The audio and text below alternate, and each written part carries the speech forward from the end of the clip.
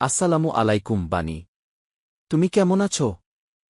ওয়ালাইকুম আসসালাম হানি।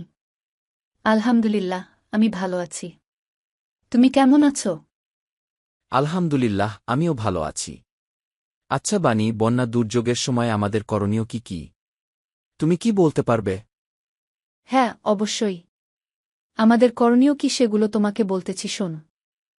হ্যাঁ, বলো বলো, আমি শুনতে চাই। বন্যা দুর্যোগের সময় করণীয় কিছু গুরুত্বপূর্ণ পদক্ষেপ ও আমল রয়েছে, যা আমাদের শারীরিক ও আধ্যাত্মিকভাবে প্রস্তুত থাকতে সাহায্য করে। শারীরিক করণীয়: ১. বন্যার পানি ঢোকার আগেই উঁচু ও নিরাপদ স্থানে আশ্রয় নিতে হবে। ২. শুকনো খাবার, বিশুদ্ধ পানি, ওষুধ, ফার্স্ট এইড কিট, টর্চলাইট ও ব্যাটারি প্রস্তুত রাখতে হবে। ৩. সবাইকে পরিস্থিতি সম্পর্কে জানিয়ে তাদের সুরক্ষা নিশ্চিত করতে হবে। ৪. বিদ্যুৎ সংযোগ কেটে ফেলতে হবে যাতে বিদ্যুৎ বিপর্যয় না ঘটে।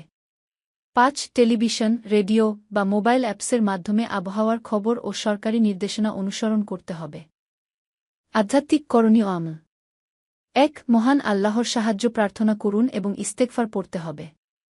দোয়া: আল্লাহুম্মা ইন্নী আসলুকা খায়রাহা ওয়া আউজু বিকা মিন শাররিহা। হে আল্লাহ, আমি এর কল্যাণ চাই এবং এর ক্ষতি থেকে আপনার আশ্রয় প্রার্থনা করি। ২. কুরআন পাঠ করতে হবে এবং আল্লাহর রহমত কামনা করতে হবে। ৩. নিয়মিত জিকির ও দোয়া করতে হবে এবং আল্লাহর নিকট সুরক্ষা ও শান্তির প্রার্থনা করতে হবে।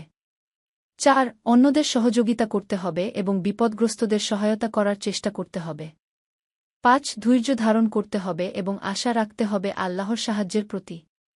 বন্যা দুর্যোগের সময় আল্লাহর উপর ভরসা রেখে আমরা প্রয়োজনীয় পদক্ষেপ গ্রহণ করলে বিপদ থেকে পরিত্রাণ পাওয়া সম্ভব।